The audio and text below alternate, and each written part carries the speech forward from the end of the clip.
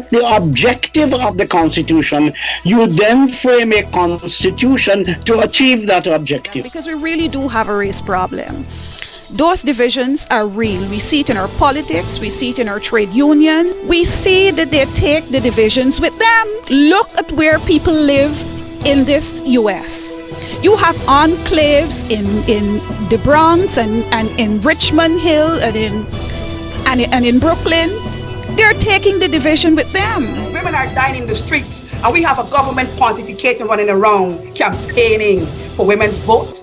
No women should vote in this election coming up unless there is something done to the legislation as Magistrate Kim is advocating. That voices like ours that are not in the political trench fighting it out, voices like ours should become stronger. One of the things about the Caribbean is that we have never had one discourse. Bass will know the days of the New World and the Old World and the radical left and so on. What we had was this concourse of ideas, which I think in the early days of independence pushed us in a certain direction. We have got to move back to that point of having these multiple discourses. Good morning and welcome to yet another program of economic development of Guyana. My name is Charles Sugrim here in a very cold winter morning in New York and in the Northeast. The cold came in yesterday. It was bitterly cold. It has continued today, and I think next week will even be colder. So welcome to winter, all of New Yorkers and those on the northeast of the United States. But those of you in Guyana, you're enjoying the warm weather, and we envy you this morning because you're getting up in a nice, beautiful, sunny day, hopefully there in Georgetown.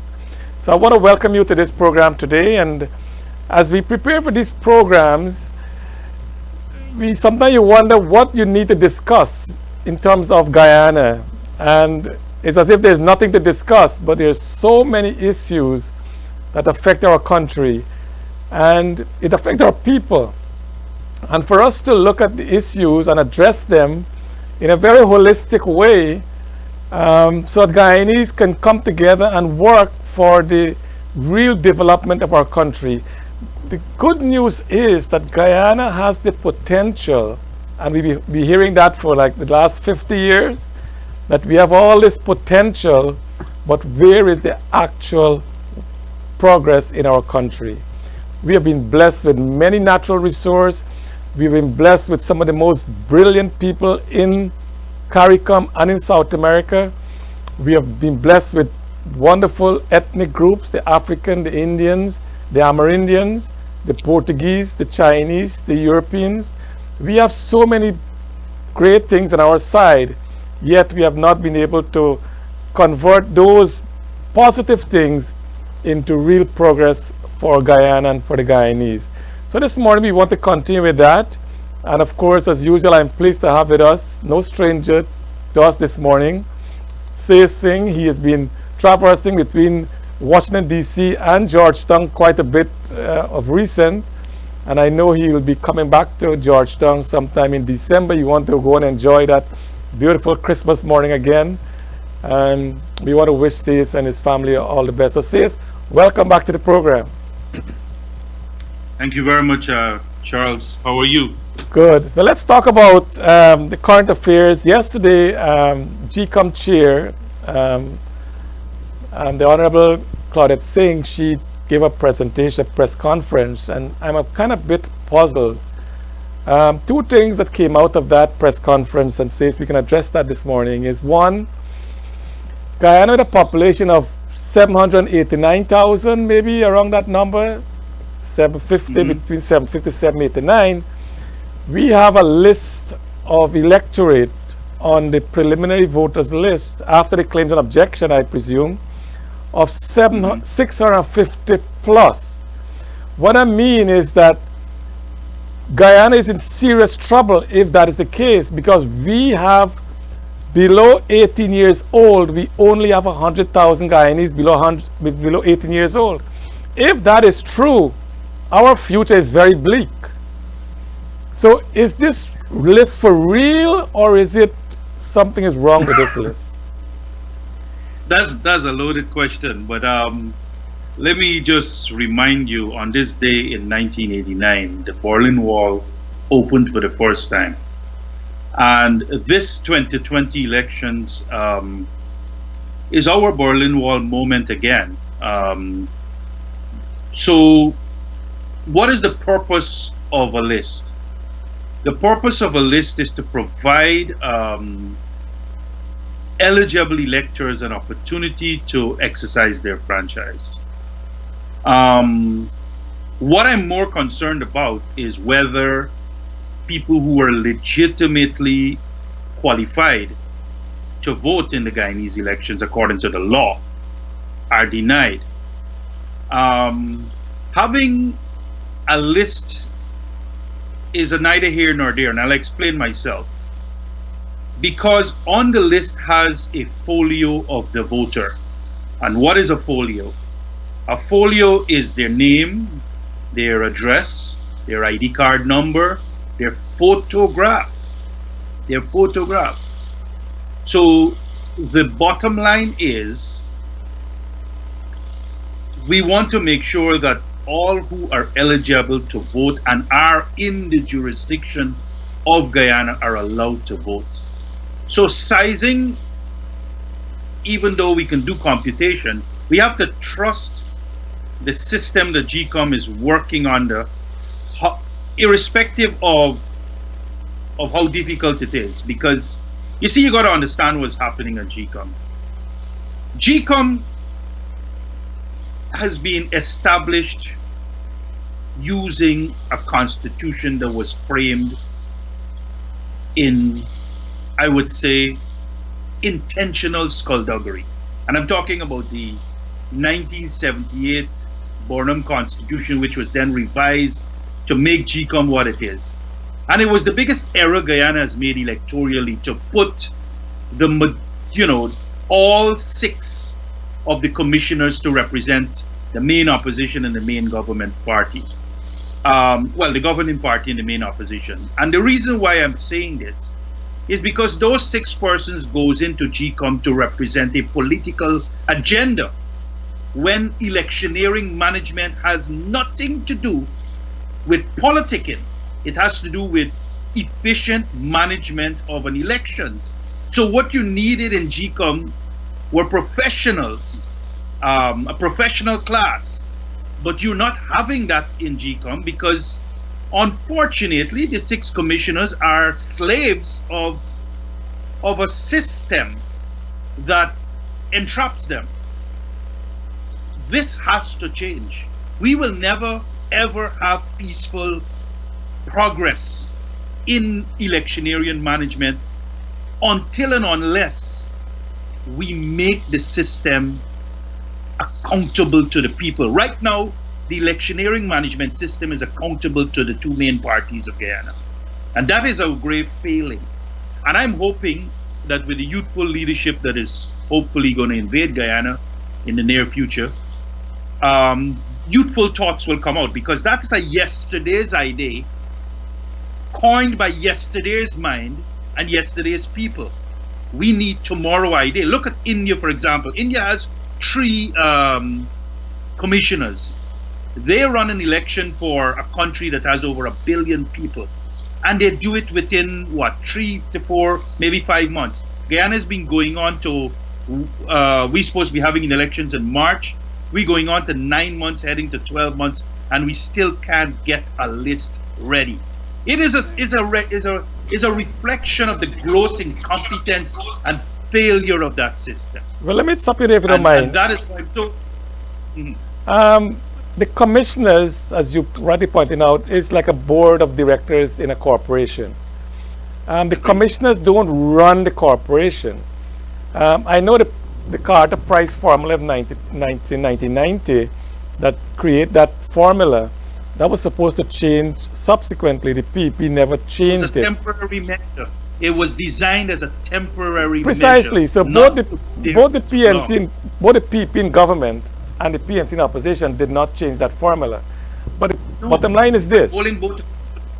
Right. The bottom line is that the commissioners are only the decision makers making policy decision. The implementation of those policies is done by the chief executive officer and his staff. So, Well, the chief executive officer, the buck stops somewhere. I don't want to blame the PRO or the lawyer at GECOM. These people are all creatures of the CEO. right, as I'm saying. So to get the list ready, we talk about India having 3 commissioners and they have almost 700 million voters.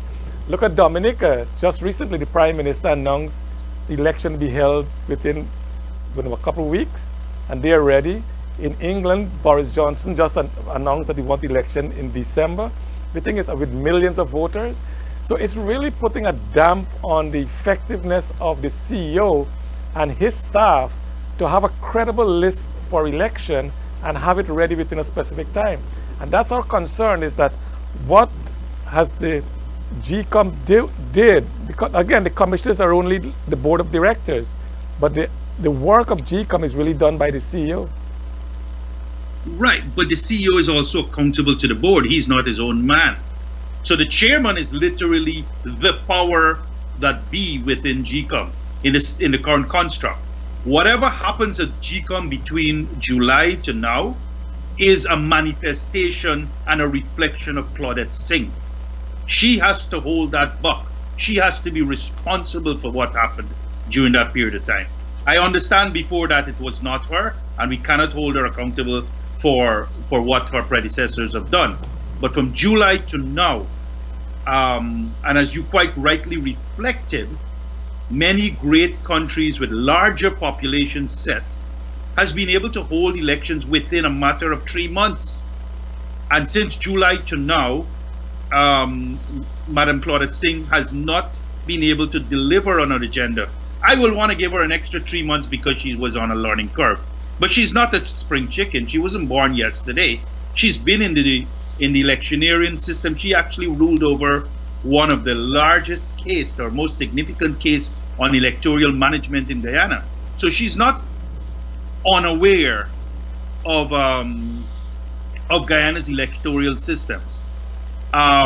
Clearly, I saw her on a Kaicho radio interview, and I then realized what is going on. I think she's siding on the side of caution, but in siding on the side of caution, she's actually moving into a zone of lethargy. And she needs to balance that a bit more. It is a difficult environment she's in, because if you can reflect on a GECOM situation with 3 people from the PNC and 3 from the PPP, there's no progress going to be getting done there. So she has to navigate that war zone, as I would call it, verbal war zone, to be able to make some progress, and it is hard. But the other thing that I believe is happening at GECOM, unless, and only an experienced manager will know this, and Charles, you and I manage things before, we know this. As a CEO, you have to know which questions to ask, when to ask them, how often to ask them. And I suspect because she has not been asking all the pertinent questions at the right time, she's only fed what she needs to know.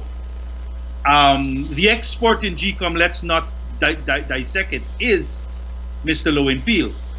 And he's only releasing information to her on a need-to-know basis. Because of that, he's placed her at a disadvantage, at least for the first 3 months. I can see now she's catching up. And one of the best strategies she's done to counter the intentions and actions of Mr. Lowenfield was to ask for help from experts externally.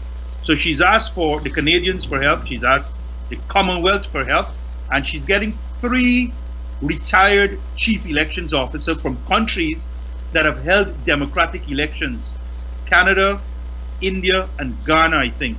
So with those 3 guys coming on board later in the month, I suspect Mr. Lowenfield will have to change his modus operandi. He will have to elevate his actions into the zone of professionalism. and move away from all these strategies that are designed to delay the elections. The bottom line says is that citizens of the Commonwealth, once they live in Guyana for more than a year, they can be registered to be a voter as well. And I believe Definitely. CARICOM citizens, how long CARICOM, you have an idea? They're all Commonwealth. They're all Commonwealth. British Okay. Com- Well, not all CARICOM is Commonwealth, but Commonwealth, Except Commonwealth can. So how many people in Guyana outside of traditional Guyanese is living in Guyana now from the Commonwealth that may be on that list? And at the end of the day, when the dust is settled, how much people, what the electorate should be on a final list of electors, in your opinion? I mean, as again, I'm going back to the point, the checks and balance to ensure what are we, let's move all the way to the end. What are we trying to achieve? We're trying to achieve free and fair elections and elections free from fear. So then we work back. What are the steps we need to have such an agenda? To have such an agenda, you need to ensure that whoever is eligible and in Guyana at that point in time is allowed to vote. So people, I know people throw around the term about padded and all kinds of things. The question is, if the polling officer and the scrutineers are doing a good enough job, then nobody who is not on the voters list will be allowed to vote. So it doesn't matter if the list is 10 or 9 or 8. If there's 7 people who are eligible to vote and the list is 10, then those 7 people will vote. That's the most important thing. It doesn't matter whether the list is 10. What matters is if the list was 6 and there's 7 people eligible to vote and one of them got disenfranchised, that is dangerous. Right. But having a list of 10 doesn't really matter. Yeah, so the thing is, so you're saying a 650 list is fine? It doesn't. There's examples in the Caribbean where I know of a couple of the small islands, 90% of the population is the voters list. It doesn't matter, because if your intent is democracy, then you will allow the people to act democratically. You wouldn't want to dump. And as I said, if the GECOM officers trained well, if the scrutineers from the PPP, the PNC, and the 10 other political parties are doing their job. I did that job in 1992, and I can tell you the process. It's very, very simple. John walks into the polling station.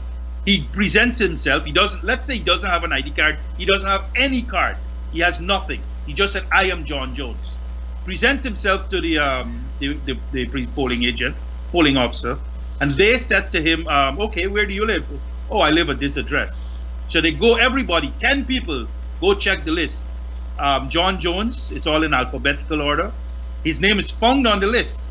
They then do cross-matching of his photograph to see, is this John Jones or is this not John Jones? And she makes that judgment call. But the point is, John Jones gets the vote if he's on that list in that polling station. Okay, so the bottom line is, it doesn't matter what the number of electors is at the end of the day. It is who go to vote. Once they're registered to vote, they can vote. Is that what you're Exactly. saying? But let's say Bill Harry comes through the door, but he used to live in Tushen, but he comes to Kitty he now moved to Kitty and he want to vote in Kitty, but he's registered in Tushen, and he pulls up into the Kitty polling station. They check the list. Bill Harry is not there. But Bill Colin, Harry is a guy. if you look at the screen, says Colin. If you look at the screen, Colin is saying a padded list can, well, not will, but it can facilitate electoral fraud. That's a possibility as well.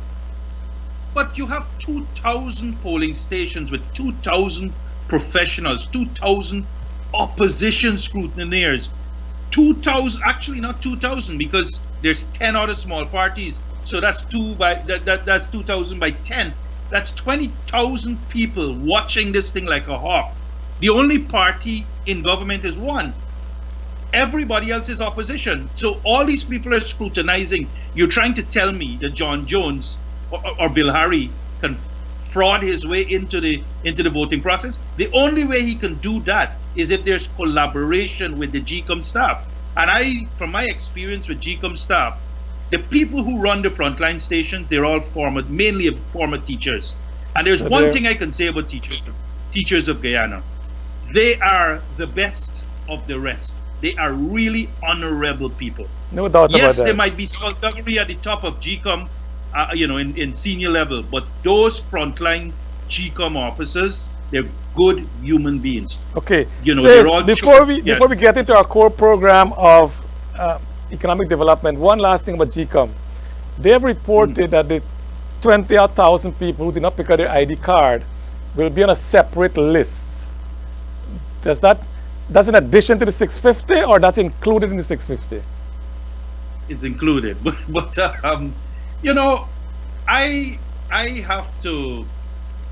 It's all semantics, and I know that the lawyers gets a bit excited around these things, but the principle should remain: will the people who are eligible to vote be allowed to vote?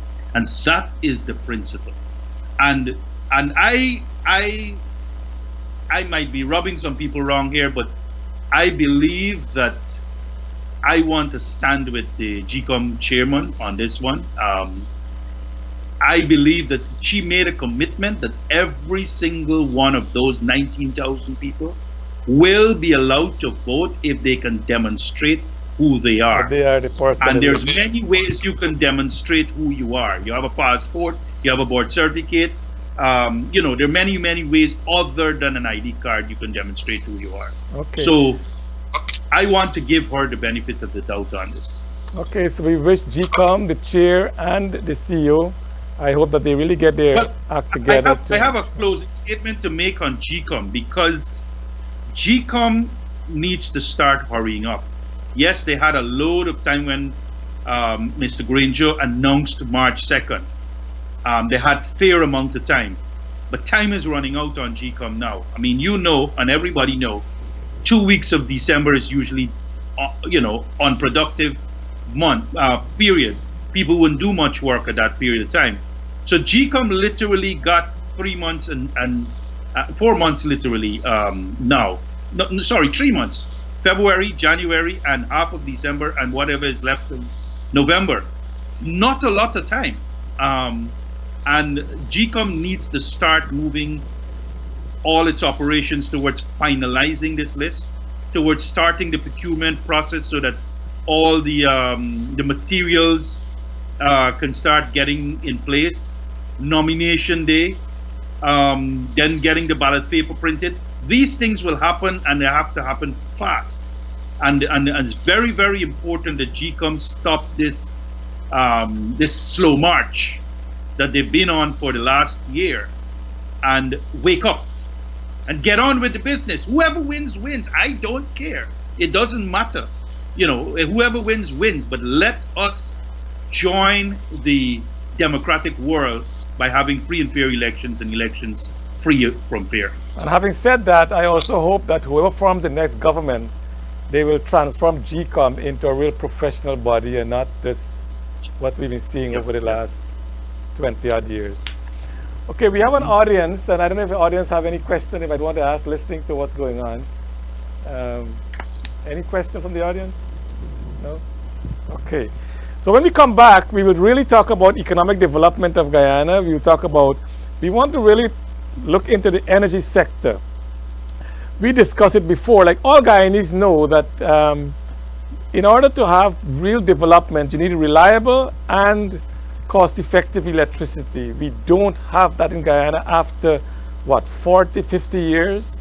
So it's about time we really zoom in on what's going on there. So when we come back, we'll talk about the electricity sector in Guyana. Sugrim and Associates, certified public accountants. They prepare personal taxes, business, partnership, not-for-profit, estate and trust, and accounting and payroll. Their address is 20507 Hillside Avenue, Suite 24, Hollis, New York, or 13501 Linden Boulevard, South Ozone Park, New York.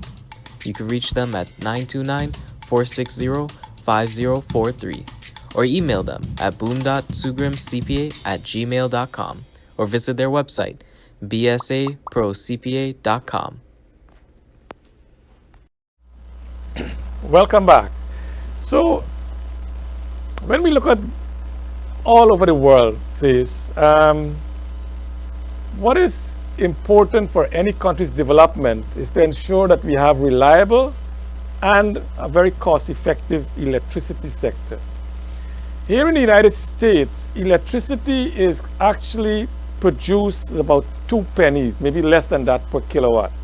Of course, with the transmission and everything else and the lines, and it ends up like on the peak time is about 12 cents per kilowatt, plus the transmission, so it's about 18, 20 cents per kilowatt hour. That is kind of high compared to Canada, for instance. They have a cheaper electricity sector. Even within the US, in upstate New York, the price is much cheaper than you have here in the New York area. In other parts of United States, the price is really, really very competitive. Trinidad, our next door neighbor, the electricity, one, is reliable, and two, it's very, very competitive. That has enabled Trinidad to really launch into the agriculture sector and the manufacturing sector. A lot of importation into Guyana are really items produced in Trinidad and shipped to Guyana. Guyana seems to be way behind. We have talked about in the PPP prior to that, in the Burnham administration, we talk about a hydro up in the Rupununi. That went south. Nothing really happened out of that. Over the years, we have had the PPP, this implemented, they work on the Amelia Falls project, but with the new government in place, that was put on hold or shelved. What do you see, or what should be done to ensure that we have a reliable electricity supply to the citizens of Guyana and the business sector, and also a competitive price? Charles, Guyana's human development has been stagnated because of this exact question you've been asking here. No country in the world, and history has shown it, can develop without low cost and reliable electricity supply. No country in the world. I was disappointed that we stuck with gas guzzling machines. I mean, after so many ideas were put forward on green agenda, I was hoping that at least by now, 4 years and 4 months, Mr. Granger talked a lot about green agenda, we would have seen at least a wind turbine at Hope Estate.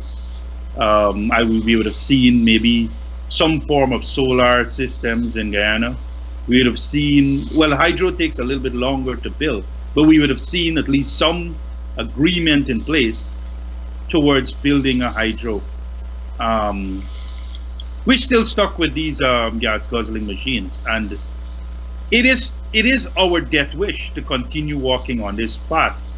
Now, we might say, oh, I mean, there's a school of thought being peddled around Georgetown that oil will end all our human development issues. It's only a moron will go with that school of thought. Only a moron.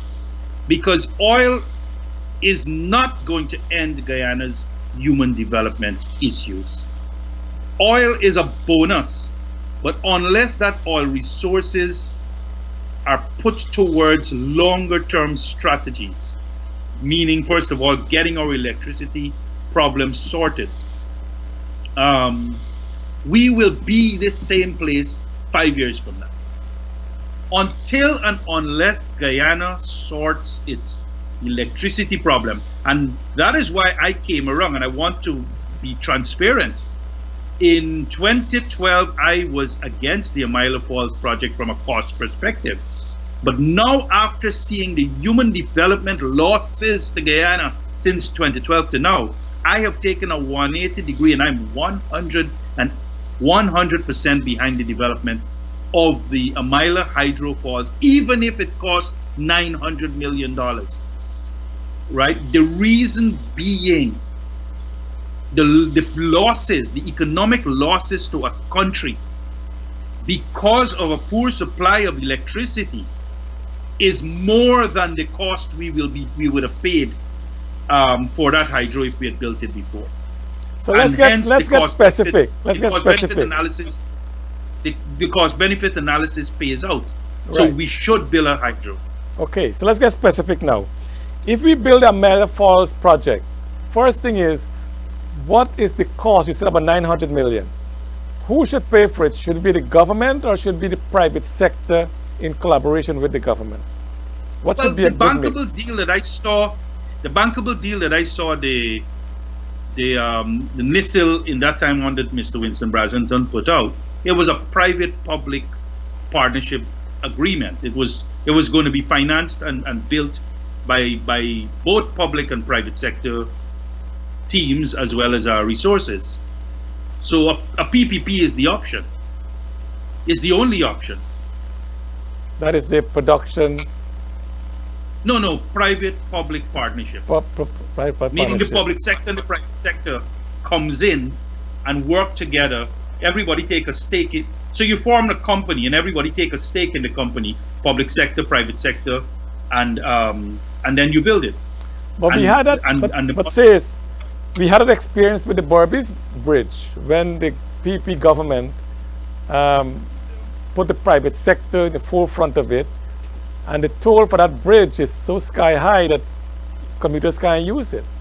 So the thing is, with a with a production partnership with private sector and the government, it seems that Guyana has not been the best country to actually make it benefit to the people of the country. There's a couple of things that were different then than now.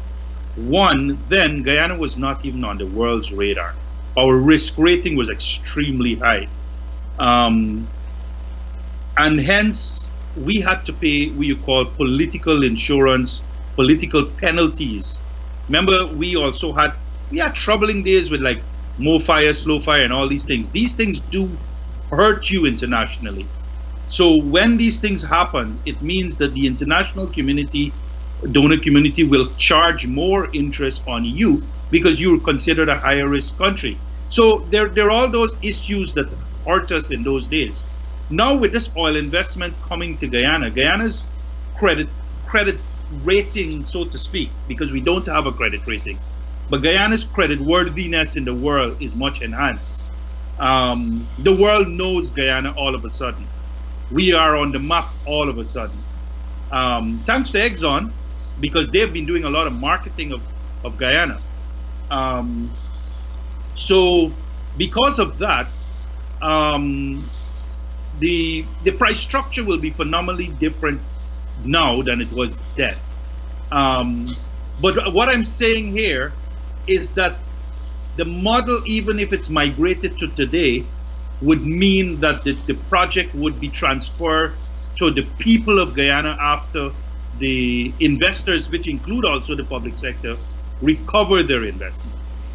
Again, I come back to my point I've been pushing all the time, sis, is that I don't think the government should get involved in the production of anything. I mean, I think whatever, and I think Norman Aslam is making a good point, the use of gas in this newfound oil for Guyana. Trinidad has been using gas here in the United States, they're using gas for energy production, and that's very, very competitive. But the point is this, I'm saying if the hydro at Amelia Falls will cost us 900 million, let's call $1 billion. I'm saying if, again, I'm coming back to the Guyanese at home and abroad, if they can put, if 500,000 Guyanese can put $2,000 aside for 1 year, that's $1 billion. That can build our hydro without the government having a penny to put in it.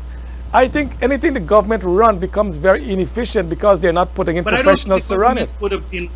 I don't think the government will be running the hydro project. It will be a public-private partnership whereby the government is a minority shareholders. You know, the government wouldn't be running it. No investor will allow a government to run a project that they're involved in with their money.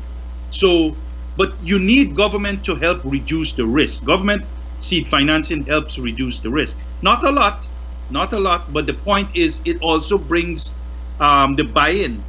But let's think about this. Would we want to continue with the current situations where the GPL generators are collapsing every day? I mean, I don't know if you know, but it's a disaster zone in Guyana. Literally a disaster zone. Even countries that have wars have a greater amount of electricity supply than Guyana. I know, Mr. Harris. Mr. Harris, Singh just reported that they're paying internet. They're paying for internet. There is no electricity. The internet doesn't work. So the Guyana is in a really, really backward state at this point in time. Sad to say, but the reality is we have not been addressing it holistically. Well, as I said, the solution is to get an Amila going. That's 166 megawatt of uninterrupted, low-cost, reliable power supply, and everything else becomes a backup. Now, the bottom line is, Amila is not the only idea, because northern Brazil needs electricity. Guyana can then become an electricity supplier to them. Now, I know someone talked about the gas turbine or the gas lines. It will take a lot of money to build those gas lines from the rig to Vredenhoek, where it should be landing. Fair enough. If a private developer can do it, then just do it.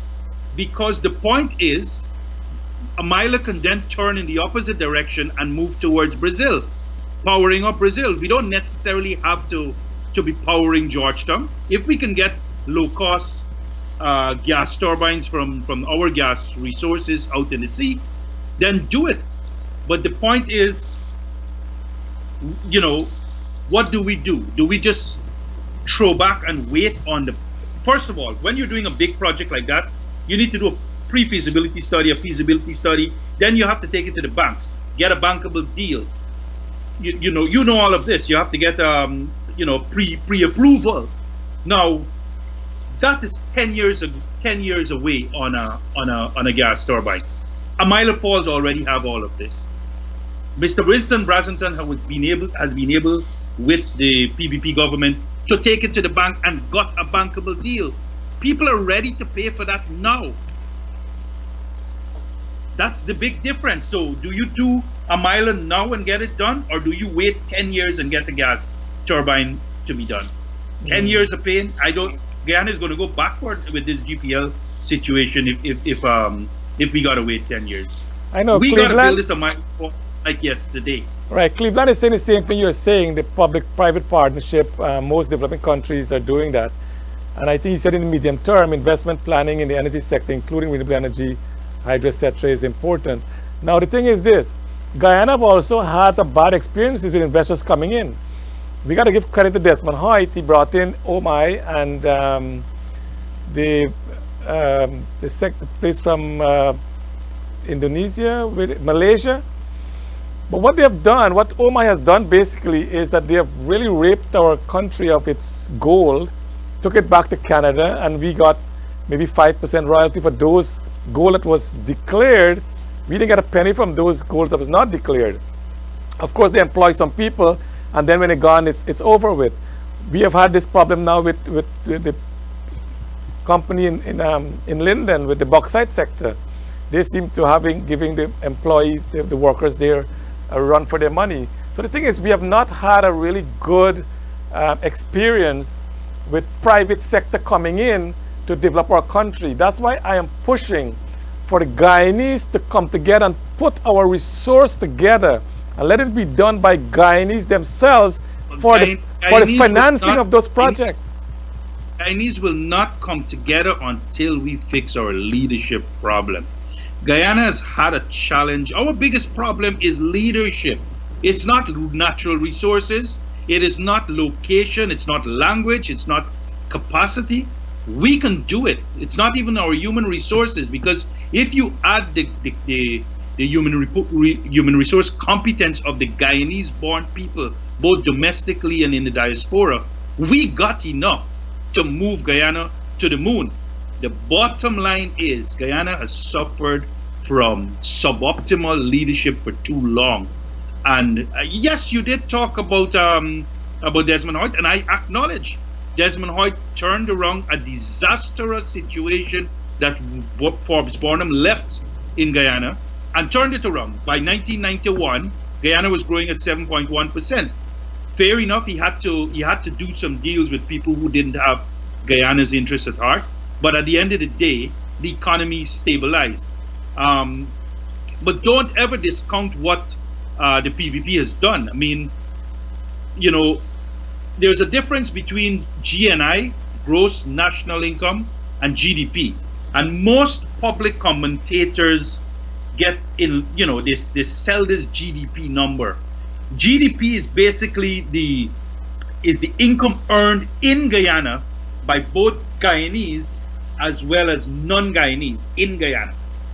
GNI, gross national income, on the other hand, is income earned by Guyanese only, right? The true income of the people of a country. So when you use the GNI measurement, that's when you really see how Guyana is changed in a significant way. Under the PPP, their term, the GNI expanded by 13% on average every year, which means every year the wealth of the ordinary man went up on average by 13%. Some will get more, some will get less, but it averaged out to 13%. The last 4 years under Mr. Granger, it expanded by 0.5%, 0.5%. And I'm talking about gross national income, the wealth of the people of Guyana. 0.5%. It's a fundamental different human development model.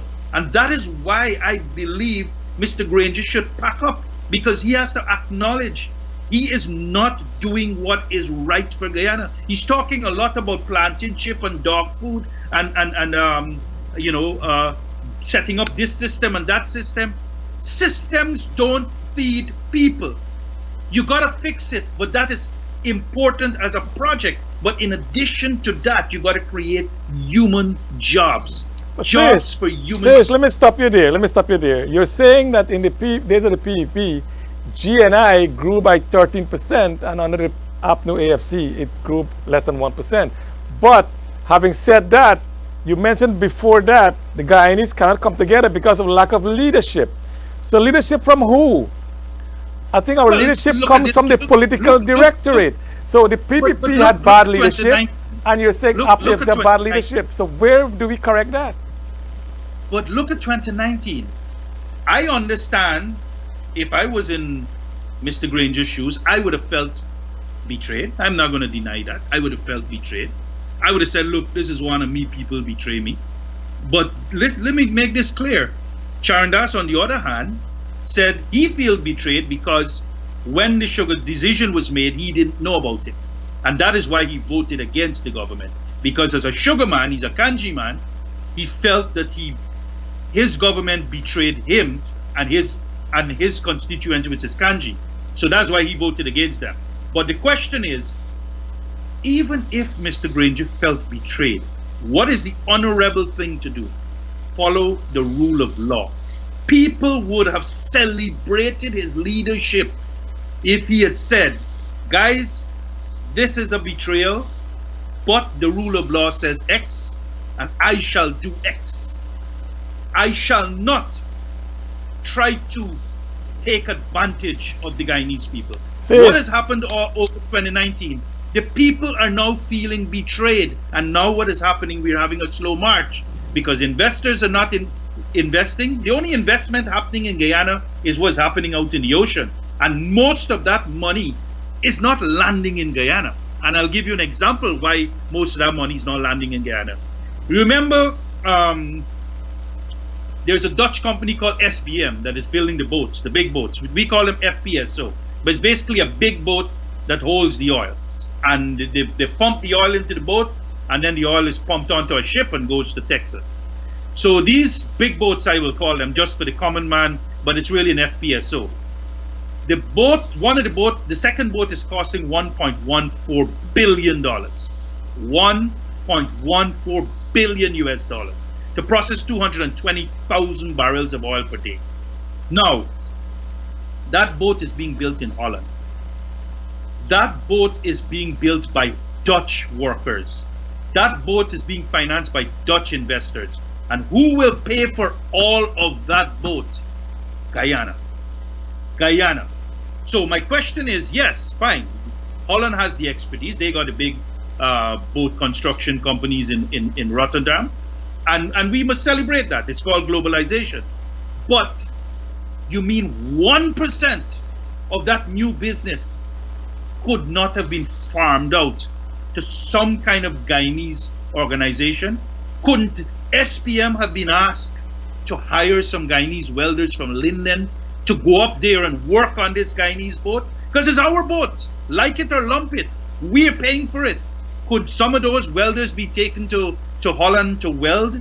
Could some of the painters could be taken to Holland to weld? What about GNIC, our only large boat construction company? Isn't there something they could have fabricated for 1% of that $1.14 billion? It would have been about 10 million US dollars. But believe you me, 10 million US dollars being earned by Guyanese workers, Guyanese companies would have made a world of a difference. How can a man sit in the office of the president and not think of this? Is he lost? That's an excellent point, actually. So it come back to leadership. As you said, we don't have leadership. But I'm coming back to you again. Leadership, the problem with leadership is within the PEP and the PNC. There's no one party having a super leadership position and one don't have leadership. As you said, if the Guyanese could have come together and pool their $2,000, $3,000 a year into a fund that will do a lot of things within Guyana, and you're saying because of our leadership problem, that has not happened, which I agree with you, but the leadership is within the political parties. So both the PPP and the PNC are really short of leadership qualities that will really get Guyanese to work together regardless of which party they support. And that's my point. And I agree with you. And we're all are leaders in our own right. Charles, you're a leader. Everyone is a leader. The point is, a leader needs to focus on the changing times. And the question is, as times have changed, I am seeing Mr. Granger stuck in 1970 with a 1970 mentality. The bottom line is, you have a resource at your disposal. Things are happening in the oil industry that the government of Guyana is clueless on, and they're not tapping in to make sure that we're leveraging our people. Now, case in point, this is a Exxon is going to spend about over $11 billion on just the two portions of the investment, Liza 1 and Liza 2. 11 billion. You're trying to tell me, out of all of that investment, we could not stitch on some kind of technical specialized school. I mean, I know they said they're building a petroleum class or something at UG, but couldn't that be stitched on like day one so that our people could have been trained right now to be riggers? Why do we need to fetch a man from Texas to come to be a rigger on a Guyana-based oil rig when we have, I'm telling you, you know who fixed all the pontoons on the Demerara Harbor Bridge the last time they did a major rehabilitation? Was guys from Linden. We got people who can do things. The problem is they're not being leveraged, and that requires leadership. So, and says it come back to the same thing. No, it come back to the same thing we're talking all the time. The leadership. The sad news is that both the PEP and the PNC do not want to renegotiate anything with this Exxon contract. I think with the new parties, I know with Mr. Schuman party and Mr. Battle party, they're thinking of renegotiating the agreement. So the thing is, yeah, there are a lot of loopholes within this agreement we have. And even now, we are making some really, really poor decisions, as you pointed out, that the ship is building in Holland. And where is any local element content within that shipbuilding? And you said we have shipbuilding guys right in Guyana. We have the engineers at Linden. The guys can go up to Holland and be a part of that. We're going to pay for it, but we're not given opportunity to participate in the production of it, which is really, really sad. But let's come back to human development, as you wanted us to talk about human development. What is the intention of human development? The intention of human development is to ensure that that everyone can see a better life within a period of time, using the resources that you have currently. Now, we destroyed the sugar industry, and I'm saying we because Guyana did it. Even though it was led by Mr. Granger, the destruction happened under his term in the last 4.5 years. No. The destruction started. Sis. The destruction of. Well, you might. Yeah, I will started long agree before that. There was yes. mismanagement under the Rat Singh days. I wouldn't Exactly. deny that. But what I will not countenance is this: when you're doing a decision, you got to think through it properly. GECOM was one of the main suppliers of foreign currency to the Bank of Guyana. One of the main suppliers of foreign currency to Guyana.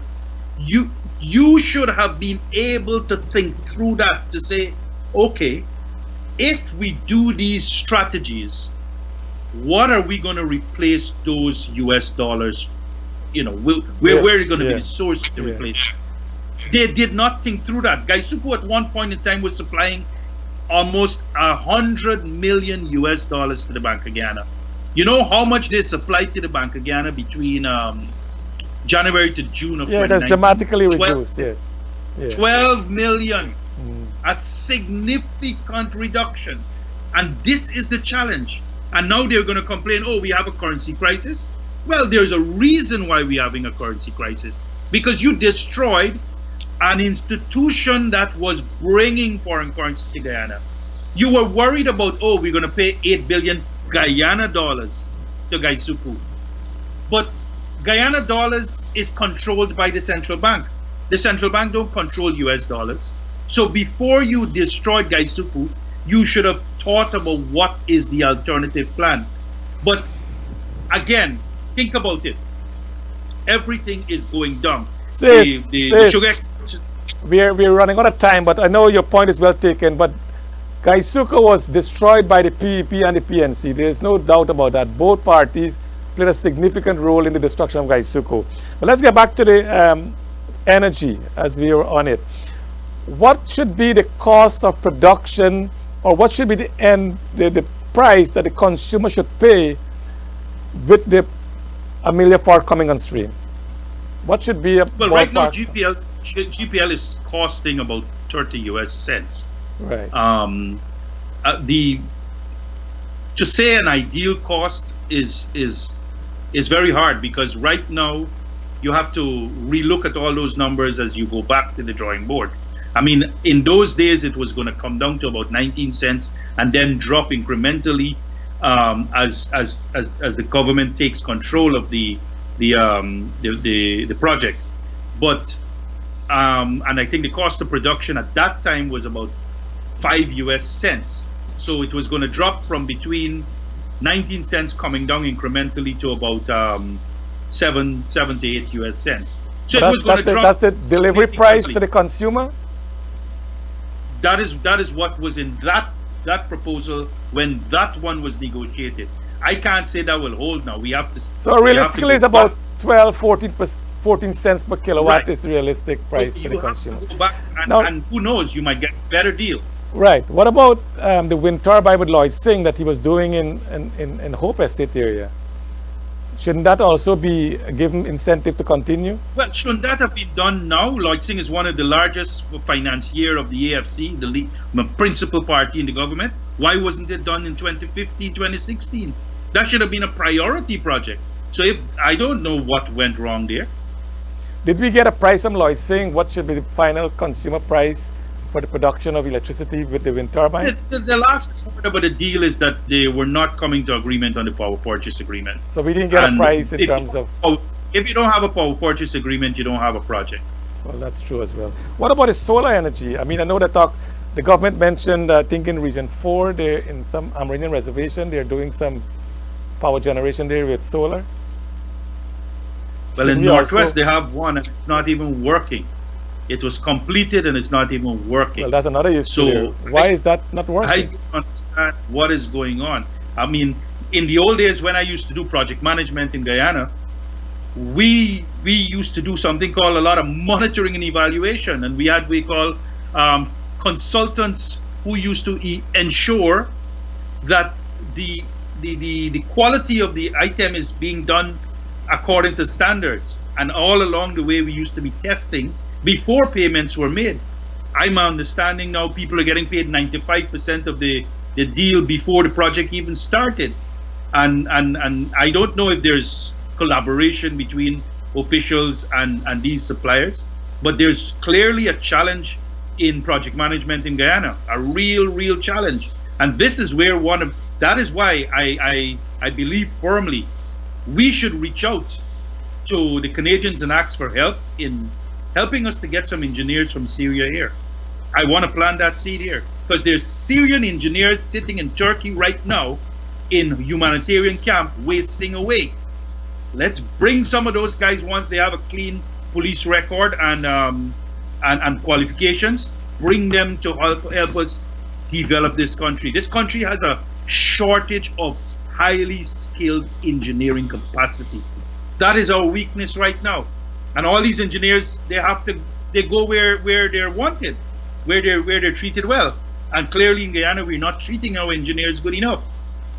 So that will be your recommendation for the new government, that they should really... I would recommend, because you need accelerated intervention. You can't wait 4 years for UG to produce 500 engineers. You need some accelerated intervention. We're a nation of migrants. Well, not only that, no, but sis, not only if UG produce 500 next year, they're still young out of school. Really, when you come out of college, you really know very little. You have to work with experienced engineers. And a lot of these Syrian engineers also work on the oil sector. So, but I'm saying, so you need competent people who have experience in the sector to come there to, do it the Canadian way. To train our guys. The Canadian way.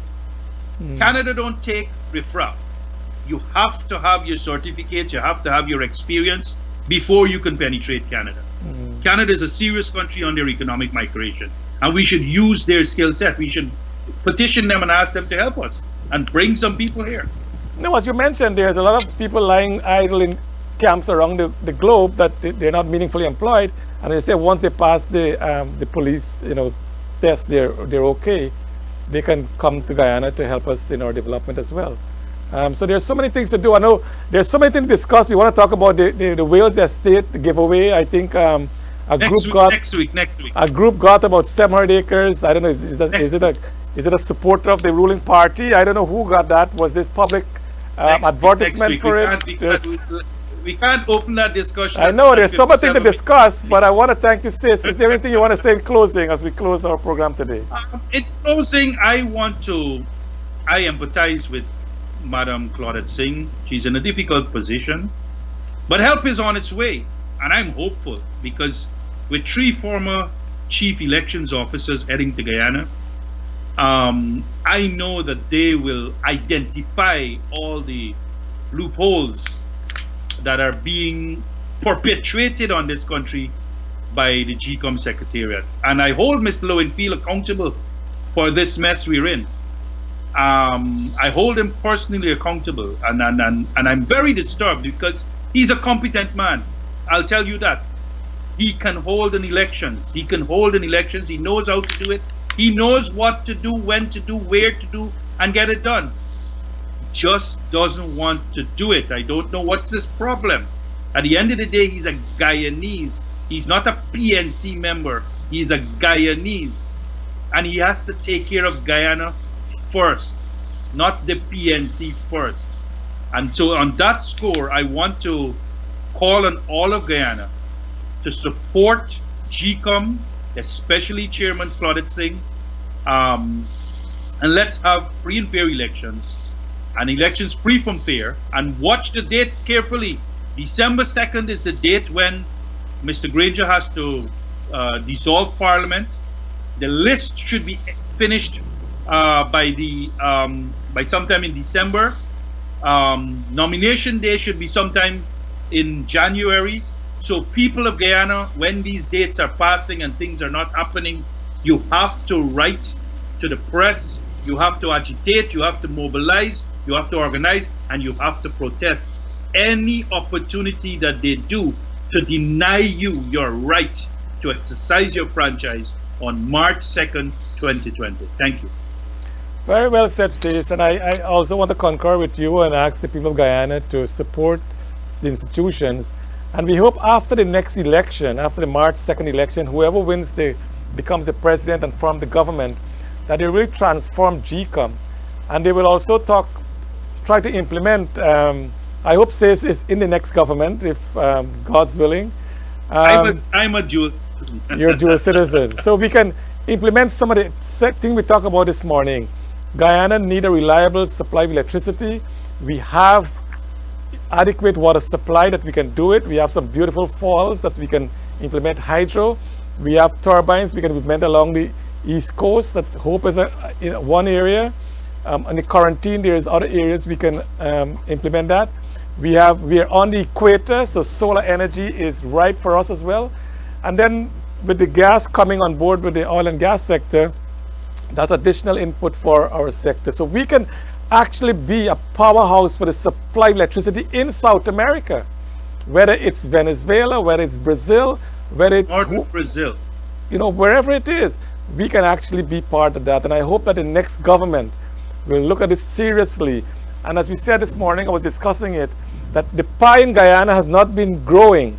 And because it's not growing, everyone wants to share on that pie, and we fight each other to share it. But if we grow the pie bigger, guess what? Everyone will share on it, and everyone will be happy and pleased with each other. So again, we want to thank our audience, our live audience here in the studio. We want to thank you, Sis, and we want to thank those of you who are viewing online. Join us next week again. Maybe we'll have it on Friday. We'll work on a time rather than Saturday. But whatever time we are on, we let you know. And we want to thank you so much. I want to thank Nohar Singh and Devin, our specialist, for carrying this program. And again, here from New York in a very cold winter afternoon. Good day, and God bless you all. Goodbye from Maryland, USA too.